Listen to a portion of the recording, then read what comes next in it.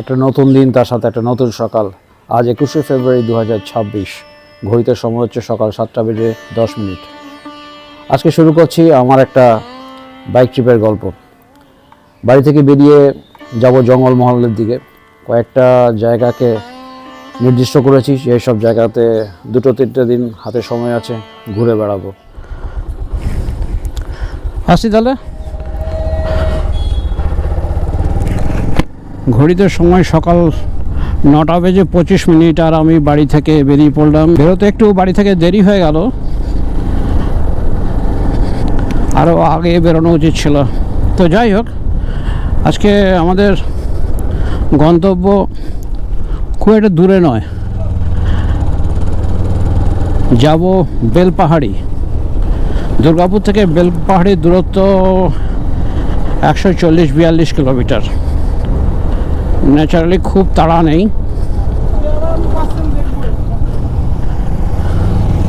ঝাড়গ্রাম জেলার বিনপুর 2 নম্বর ব্লকের অন্তর্গত একটা ছোট গ্রাম হচ্ছে বেলপাহাড়ি।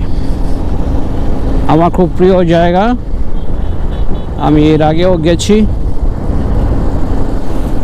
হাতে 2-3টে দিনের সময় আছে, ঠিক করলাম যে বেলপাহাড়িতে সময় কাটাবো, আর আশেপাশে বেশ কিছু জায়গা আছে যেগুলো ঘুরে বেড়াবো।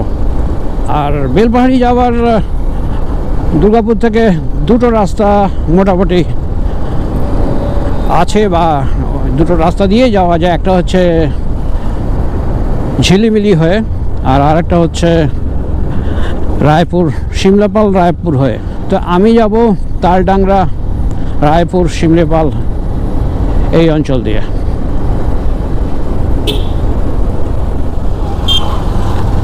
আর আজকে আমি আপাতত বেলপাহাড়ি পর্যন্ত একাই যাচ্ছি। এরপরে আমার সঙ্গে দেখা হবে লোকনাথের। লোকনাথ আমার পুরনো বন্ধু, কলকাতা থেকে সে আসছে আমার সঙ্গে। এর আগে রূপকুণ্ড ট্রেকে ছিল, আর আমরা নেপালে একটা রাইড করেছিলাম, মুক্তিনাথ। রাইডের সময় সে আমার সঙ্গে ছিল। আজ ফেব্রুয়ারি মাসের 21 তারিখ। শীত আস্তে আস্তে বিদায় নিচ্ছে, শীতের প্রভাব অনেকটাই কম। তবু একটা ঠান্ডার রেশ রয়ে গেছে এখনো পর্যন্ত। এরপর বেলা বাড়লে হয়তো সেটা থাকবে না। বসন্ত চলে এসেছে। এই বসন্তকালে বাঁকুড়া, পুরুলিয়া পলাশের রঙে রাঙিয়ে যায়। তো পলাশ এখনও সেভাবে আসেনি। অ্যাটলিস্ট আমাদের কাছাকাছি যেসব জায়গায় পলাশ গাছ আছে সেখানে এখনও পলাশ আসেনি। আমি জানি না আমার এই চলার পথে আমি পলাশ দেখতে পাবো কি না এই সময়। তো দেখা যাক, পলাশের দেখা পেলে বা শিমুলের দেখা পেলে সেটা তো অবশ্যই একটা ভালো লাগা থাকবে। দুর্গাপুর প্রজেক্টসের টাউনশিপের ভেতর দিয়ে চলে এলাম দামোদরের পাড়ে। সামনে দামোদর বয়ে আছে, আর এই হচ্ছে দামোদরের ওপরে সুন্দর একটা ঘাট। বেশ কিছু বছর আগে এই ঘাটটাকে সংস্কার করা হয়েছে, এবং সন্ধ্যাবেলা এখানে খুব সুন্দর আরতি হয়। আর এখন এই যে রাস্তার উপর দিয়ে যাচ্ছে, রাস্তাটা কিন্তু খারাপ হয়ে গেছে কন্ডিশন।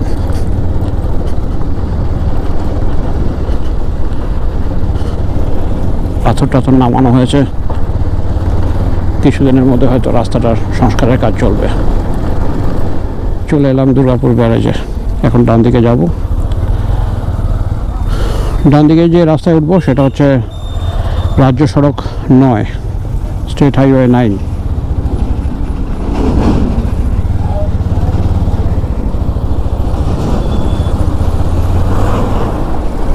ব্যারেজের রাস্তা অনেকটাই ফাঁকা। এগিয়ে চলেছি 9 নম্বর রাজ্য সড়ক দিয়ে। এখান থেকে 30 কিলোমিটার দূরে হচ্ছে বাঁকুড়া টাউন। বেশ কিছুদিন পরে বাড়ি থেকে বেরোলাম। এই জায়গাটার নাম হচ্ছে বাঁধকানা। রাস্তার দুপাশে গ্রাম, এবং এই সব গ্রাম কিন্তু বর্ধিষ্ণু গ্রাম। যে কথা বলছিলাম, অনেকদিন পরে সময় পেলাম হাতে, তো এখন সেই সময়টাকে একটু নিজের মতো কাজে লাগানো।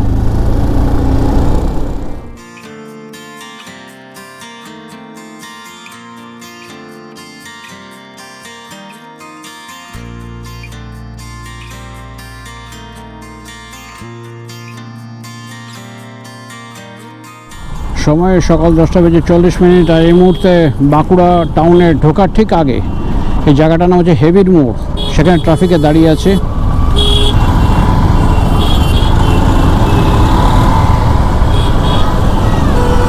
আবার আমার জার্নি শুরু করলাম, ক্ষণিকে দাঁড়ানো ছিল, ডান দিক বরাবর এই যে রাস্তা চলে গেছে, সেই রাস্তা দিয়ে গেলে বাঁকুড়া টাউনের দিকে চলে যাওয়া যায়। আমি ধরে নিলাম বাঁ দিকের রাস্তা, এই রাস্তা হচ্ছে বাঁকুড়া টাউনকে বাইপাস করেছে। এর আগেও আমি বেলপাড়ি গিয়েছি, 2022-এ গিয়েছিলাম, সঙ্গে ছিল সৈকত, আমরা ডিসেম্বর মাসে গিয়েছিলাম, তারপরে আর যাওয়া হয়নি।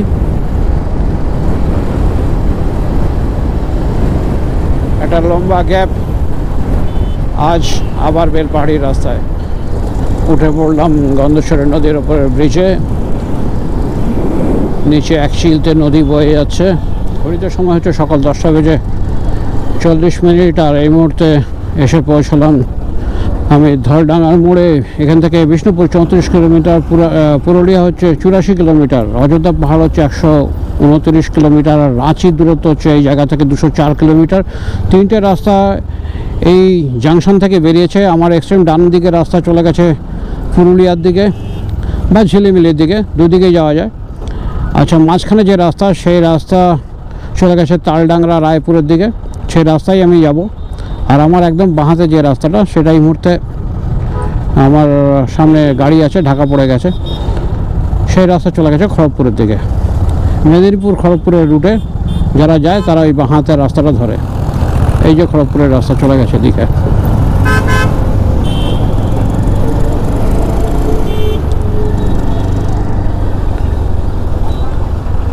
আমি তালডাংরা যাওয়ার রাস্তা ধরলাম এবং এই রাস্তা বরাবরই আমাকে যেতে হবে।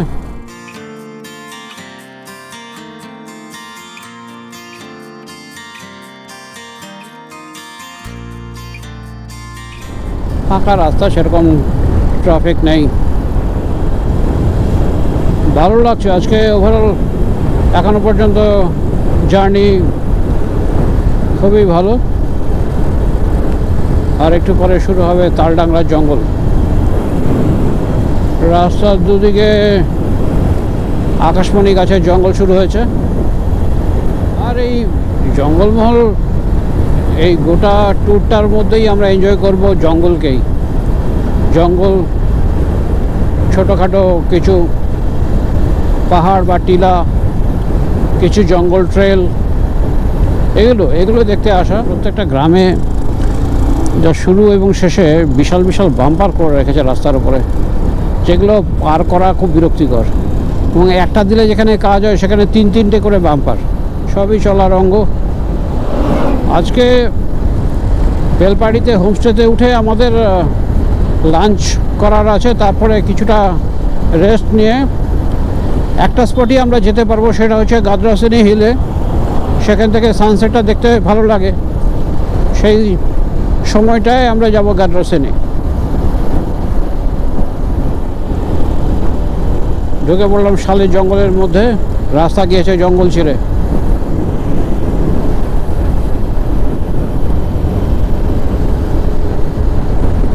এখন পাতা ঝরার সময়, ন্যাচারালি জঙ্গলকে আর অতটা ঘন লাগে না এই সময়, কিন্তু এরপরে নতুন পাতা বেরোবে, নতুন চেহারায় জঙ্গল আবার ফিরে আসবে।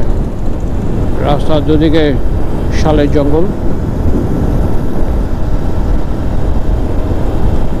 তালডাংরা ফরেস্ট রেঞ্জের মধ্যে পড়ে এই এরিয়া।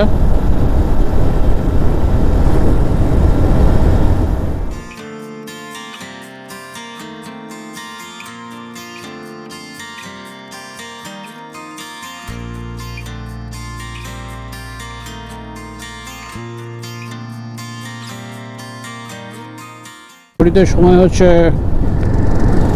11:15 আর এই মুহূর্তে আমি এসে পৌঁছালাম তালডাংরাতে। রাস্তার দুপাশে বাজার এলাকা, দোকানপাট, মানুষের ভিড়।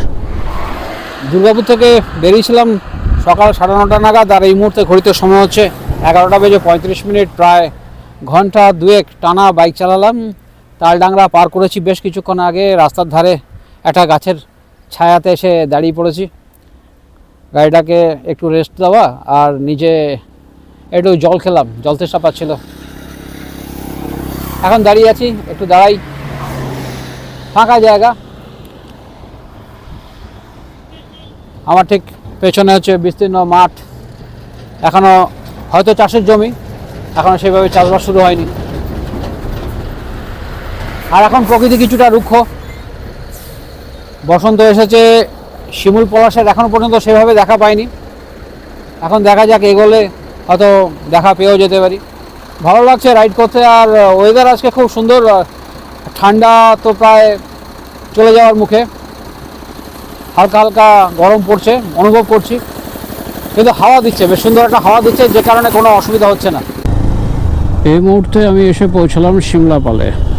এখান থেকে ভূত শহর হচ্ছে 14 কিলোমিটার, গড়বেতা 32 কিলোমিটার, বাগড়ি কৃষ্ণনগর হচ্ছে 26 কিলোমিটার, পাঁচমুড়া হচ্ছে 23 কিলোমিটার। এই রাস্তা পাঁচমুড়ার দিকে গেছে, যেখানে টেরাকোটার কাজের জন্য পাঁচমুড়া কিন্তু খুব বিখ্যাত। শিমলাপাল শহরকে পার করে এখন আমরা শিলাবতী নদীর ওপরে যে ব্রিজ, সেই ব্রিজের উপর উঠে পড়লাম। শিলাবতী নদী বয়ে যাচ্ছে।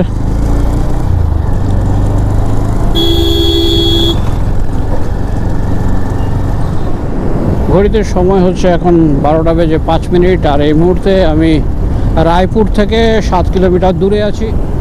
রাস্তার দুপাশে এখন বিস্তীর্ণ ধানের জমি, এখন ধান গাছের চারা রোপণ করা হচ্ছে, কাজ চলছে মাঠে।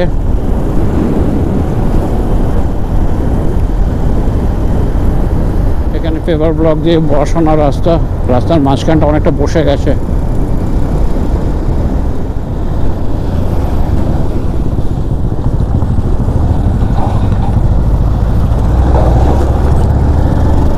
রাস্তার মধ্যে বিশাল বিশাল গর্ত,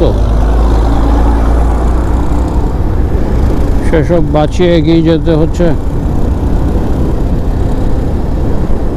রায়পুরকে পার করেছি,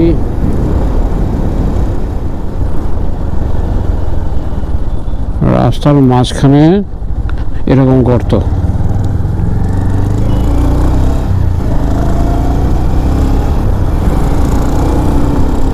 আবার বেশ কিছুটা জায়গা ভালো আছে।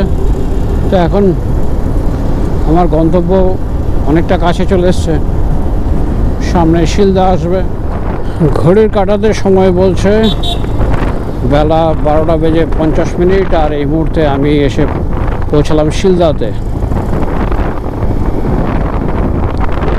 এখান থেকে বেলপাহাড়ির দূরত্ব হচ্ছে 11 কিলোমিটার রাস্তা।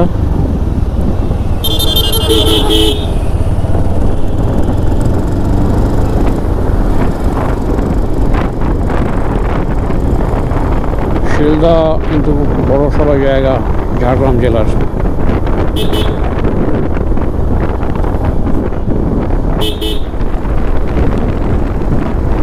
শিলদা পার করে প্রায় বেলপাহাড়ির কাছাকাছি চলে এসেছি। রাস্তার কন্ডিশনটা বেটার।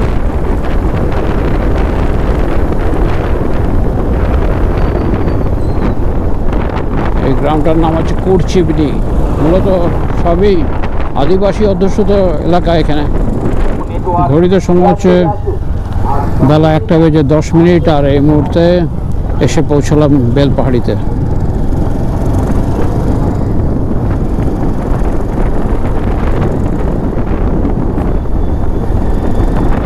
জমজমাট এই জায়গা বেলপাহাড়ি।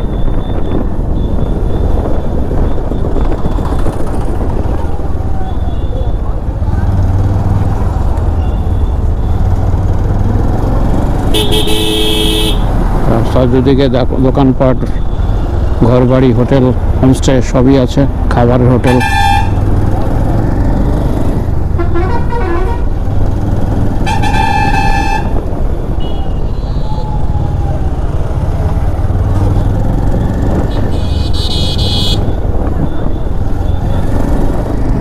বেলপাহাড়িকে এখন গ্রাম বলা যাবে না,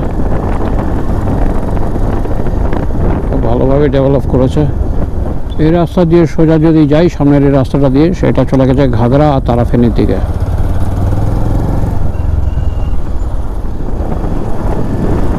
বাঁ দিকে চলে গেছে কাকড়াঝড় যাওয়ার রাস্তা।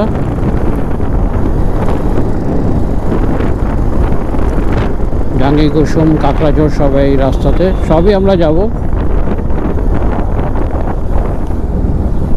এই যে এই রাস্তা চলে গেছে ডাঙ্গি কুসুম কাকড়াঝড়ের দিকে। এখন আপাতত গন্তব্য হচ্ছে আমাদের থাকার জায়গা পবিত্র হোমস্টে। সময় হচ্ছে 1:35 আর এসে পৌঁছলাম পবিত্র হোমস্টেতে।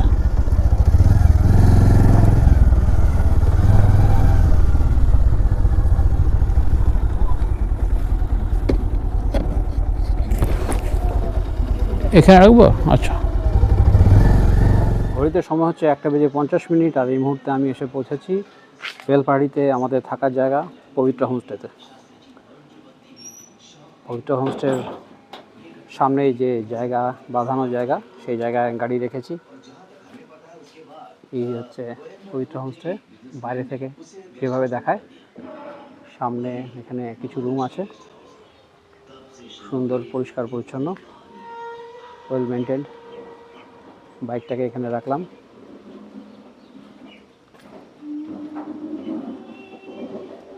সম্ভবত এটা খাবারের জায়গা। লোকনাথ আসেনি এখনো, লোকনাথ শিলদা এসে পৌঁছেছে, তো ও আসুক, তারপরে আমরা লাঞ্চ করব।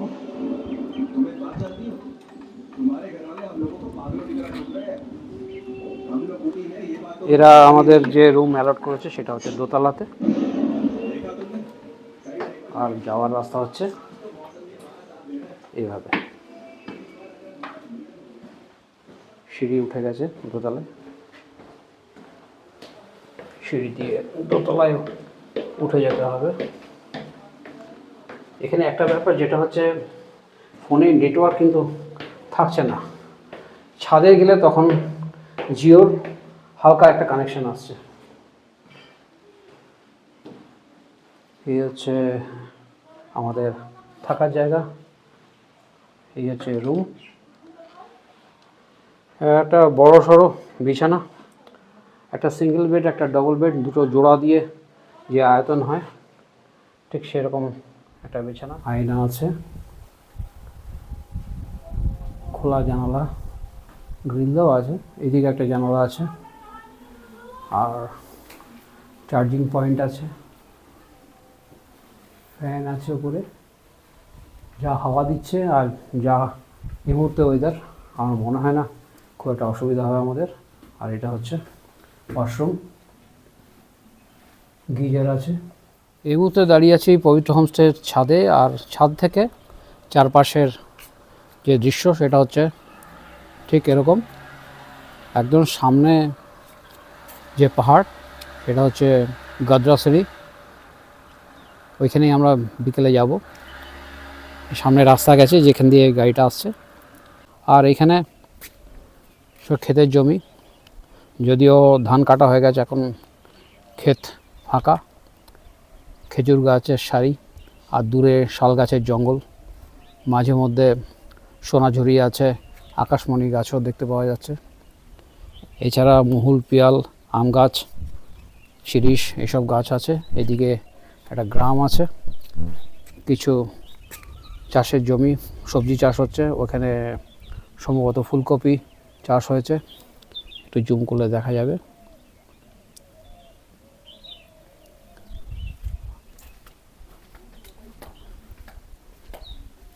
এইদিকে হচ্ছে একটা আদিবাসী গ্রাম, ছাদ থেকে খুব সুন্দর ভিউটা পাওয়া যাচ্ছে।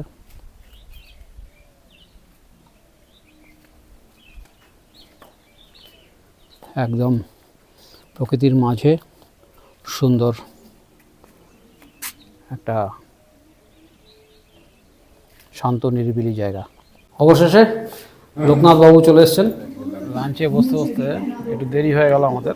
লোকনাথ এসছে, লোকনাথের জন্য ওয়েট করছিলাম। তো যাই হোক, এখন প্রায় 3টে বাজে। সাদা ভাত, একটা তরকারি, মুসুরিয়া তো বাঁধাকপির তরকারি, আলু ভাজা, মাছের ঝোল, ডাল।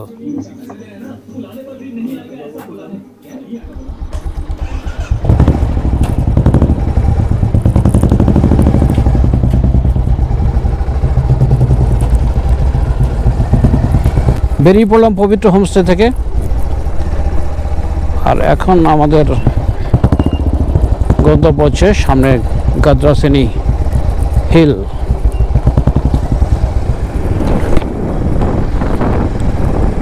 এখন সময় হচ্ছে 4:45।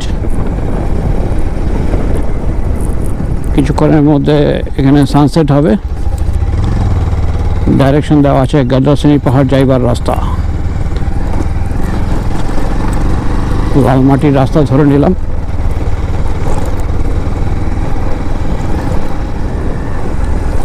এখন এই রাস্তা ধরে এগিয়ে যাব।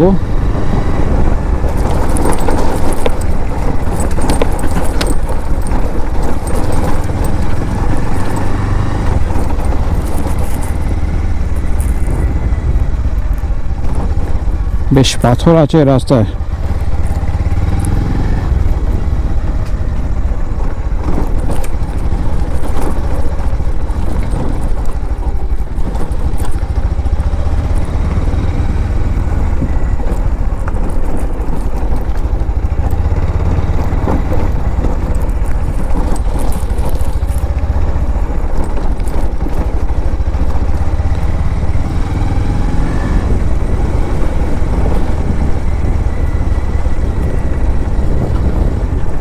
জঙ্গলের মধ্যে দিয়ে রাস্তা গিয়েছে।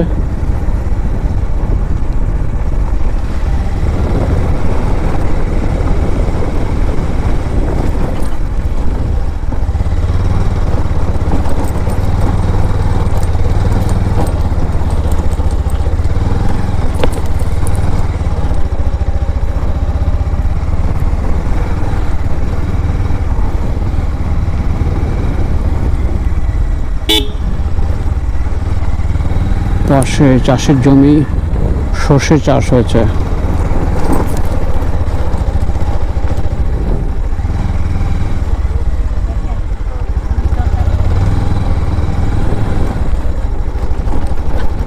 কিছু অস্থায়ী দোকানপাট আছে, যদিও এগুলো বন্ধ, লোকজন নেই।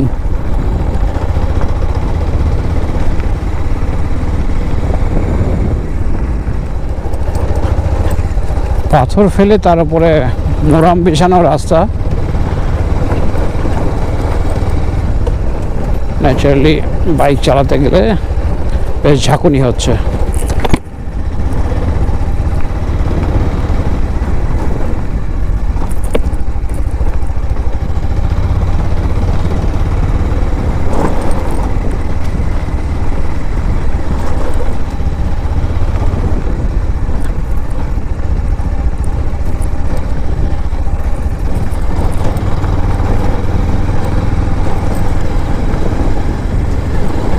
গাদ্রাসেনি,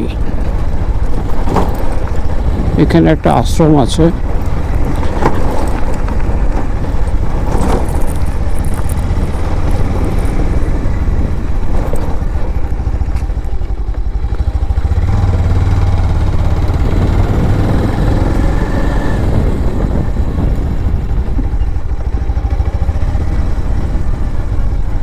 ব্রহ্মশ্রী সত্যানন্দ সন্ন্যাস আশ্রম।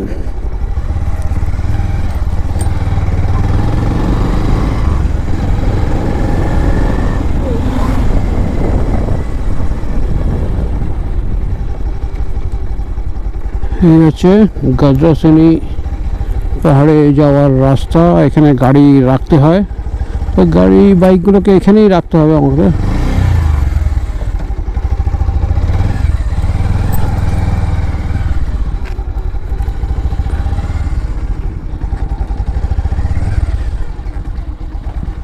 এখানে বাইকটাকে রাখি, লোকনাথ আসছে।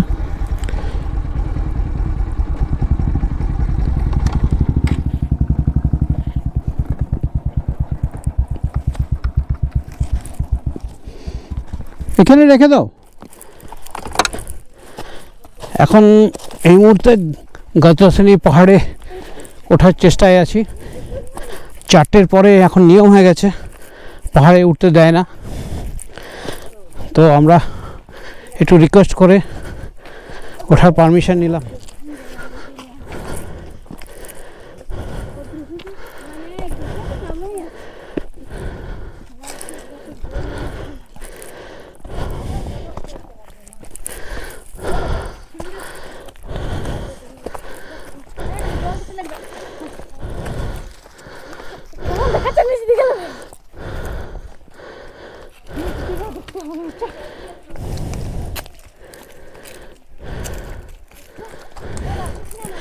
অনেকটাই খাড়াই।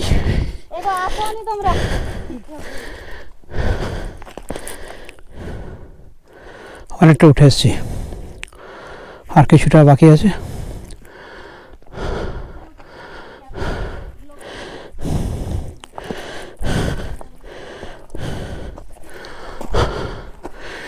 এটা এটা কোন দেবতার মন্দির? বাসুদেব, শ্রীকৃষ্ণের।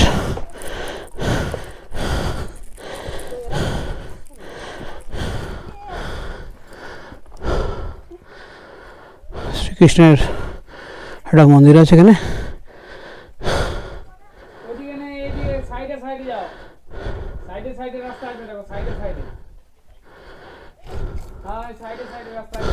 উপরে একটা মন্দির আছে, শিবের মন্দির। এখান থেকে সানসেট দেখা যাবে, যেটুকু দেখা যায়। ওই ওই যতটুকু দেখা যায়। উপরটাতে উঠলে একদম টপে উঠলে আমরা যে প্রথমে যেখানে গেছিলাম ওখানটা পুরোটা দেখায়। আচ্ছা, সাইডটা একটু দেখায়। কোনটা একদম টপে? একদম টপে। কতটা এটা? একটু যেতে হবে।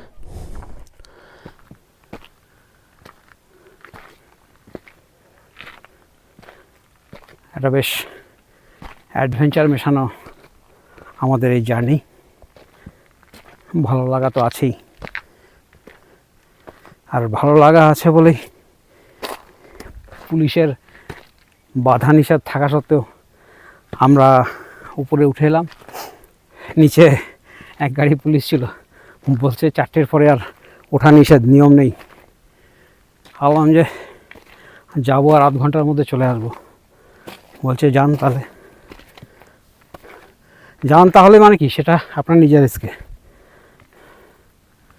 এখন চলে এসেছি, আর এই স্পট থেকে সানসেট কিন্তু দেখা যাবে। অনেকটা উঁচুতে এই জায়গা, একটা দারুণ সানসেট দেখা যাবে। আর কিছুক্ষণের মধ্যে হবে। সূর্য আস্তে আস্তে পশ্চিম প্রান্তে অনেকটা ঢলে গেছে, আবছা হয়ে আসছে দূরের পাহাড়।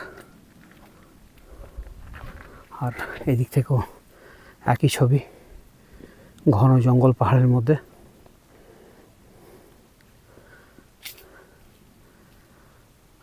খুব সুন্দর।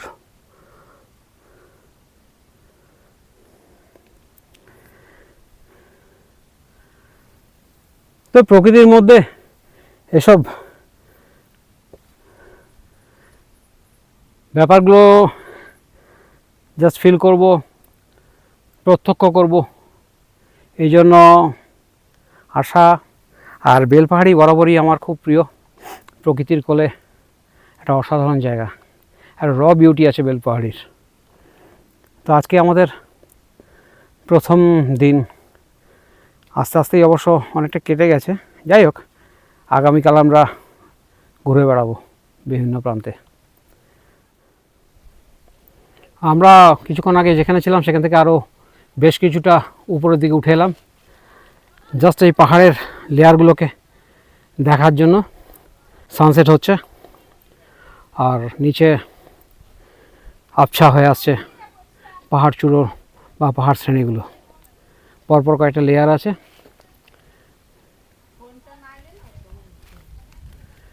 এদিকে ঝাপসা হয়ে আসছে জঙ্গল, পাহাড়। লোকনাথও চলে এসছে এই জায়গায়।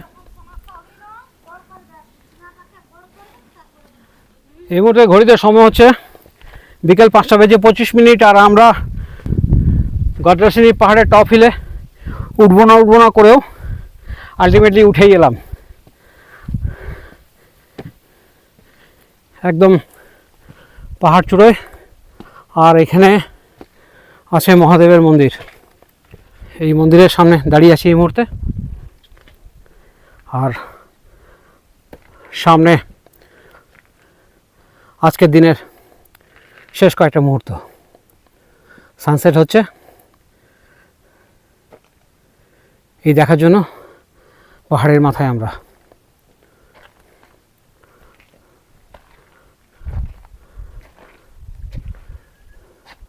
খুব সুন্দর এই মুহূর্ত। এখান থেকে পাহাড়ের নিচে যে জায়গা সেগুলো দেখা যাচ্ছে, আমাদের হোমস্টেও দেখা যাচ্ছে দূরে।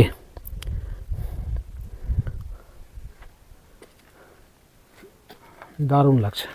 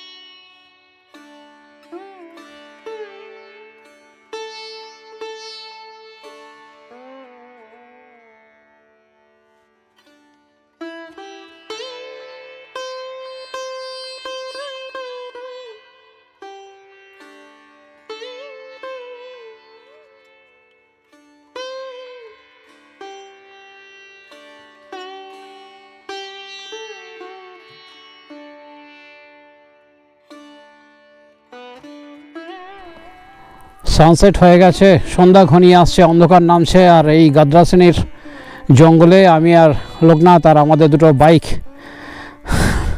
আমরা দাঁড়িয়ে আছি। চারিদিক ফাঁকা, শুধু বিভিন্ন রকম পাখির ডাক। এখানে এই পাহাড়ে প্রচুর ময়ূর আছে। এখন দরকার এক কাপ চায়ের। চলো। লোকনাথ এখনো ফটোশ্যুট করে যাচ্ছে।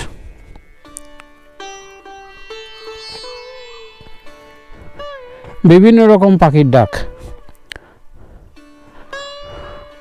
চারিদিক আস্তে আস্তে নিঝুম হয়ে আসছে। জঙ্গলে রাত নামবে কিছুক্ষণের পরে। আর আমরা এখন ফিরে যাব আমাদের হোমস্টেতে।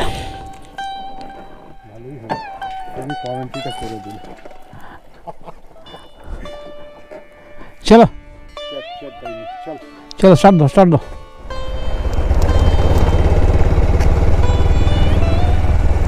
এই রাস্তাটা একটু গোলমেলে, পাথরে ভর্তি।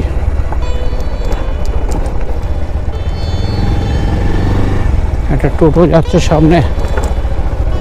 এই দিদিরা, হ্যাঁ এই দিদিরা উঠেছিল আমাদের সঙ্গে পাহাড়ে, ওরা এখন ফিরে যাচ্ছে। 175 রান হয়েছিল, মানে খুবই ভালো বল করেছে সেদিনকে ইন্ডিয়া। হ্যাঁ, ম্যাচটা বেরিয়ে গেছে খুব সহজে বেরিয়ে গেছে। নয়তো কঠিন ছিল। চোখে পড়লো না, পলাশ ফোটেনি এখনো। পলাশের সময় এখনো আসেনি। শিমুল কয়েকটা এসছে, কয়েকটা জায়গা আছে দেখলাম আসার সময়, কিন্তু সেরকম বিরাট কিছু না। আর গরম না পড়লে পলাশ ফোটে না এখানে, না? হ্যাঁ, পুরুলিয়ার দিকে বা বাঁকুড়ার কিছু অঞ্চল আছে, সেসব জায়গায় গেলে ভালো দেখা যায়। হ্যাঁ হ্যাঁ হ্যাঁ, প্রচুর প্রচুর। আমাদের কলকাতাতেও এখন ভালো পলাশ ফোটে। কি যে অত পলাশ গাছ পুঁতেছে, এখান থেকে নিয়ে গেছে হয়তো। তাহলে পলাশের গোড়ার থেকে যদি একটা ডাল কেটে লেগে গাড়িতে আসে না, তাতেও হয়ে যায়, মাটি অনুসারে হয় যায় জিনিসটা। না, কলকাতায় খুব হয়েছে এখন পলাশ গাছটা। পলাশ আর কৃষ্ণচূড়া, এখানে কৃষ্ণচূড়া লাগিয়েছিলাম, মানে আমাদের এখানে উইয়ের ভাবটা বেশি, চট করে হতে চায়, ফট করে খেয়ে নেয়, খুব মুশকিল। না এখানে যে আপনার আশ্রমে সাধু বাবা আছে, প্রত্যেকটা রাস্তার ধারে ধারে গাছ লাগিয়েছে। এই যেমন এখানে দড়ি গাছ এই আশ্রমটাই না? এই যে পাশে হ্যাঁ, হ্যাঁ। দুই ভদ্রলোক এসছে আশ্রমে দেখছিলাম।